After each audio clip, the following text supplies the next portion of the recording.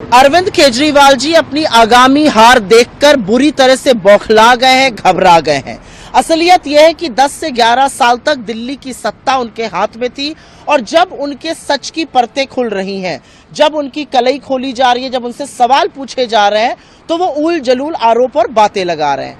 असलियत यह भी है कि हम पलटकर अरविंद केजरीवाल जी से जरूर ये पूछ सकते हैं कि आप गोवा, उत्तराखंड, हरियाणा, महाराष्ट्र, गुजरात क्या बीजेपी के साथ समझौता करके गए थे?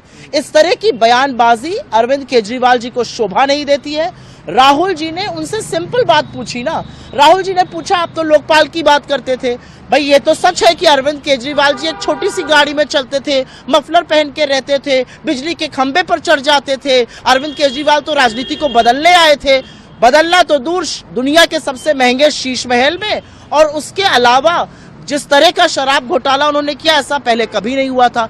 ये अरविंद केजरीवाल जी को दिल्ली की देन है और बच्चा बच्चा जानता है कि इस देश में सबसे बहादुर नेता राहुल गांधी हैं। बच्चा बच्चा जानता है कि नरेंद्र मोदी से अगर कोई आंख में आंख डालकर बिना डरे बिना संशय के लड़ते हैं तो वो राहुल गांधी हैं। सबको पता है कि किसानों से लेकर अल्पसंख्यकों तक किसने दिल्ली का मुख्यमंत्री रहते हुए उनका साथ छोड़ा था।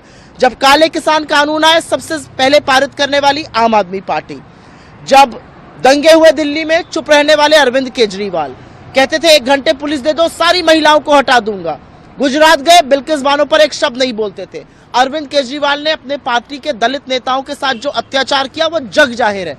तो अरविंद केजरीवाल जी जब इस तरह की बातें बोलते हैं तो ये उनका डर, उनकी बौखलाहट, हार से उनकी घबराहट दिखाता है। क्योंकि जिस तरह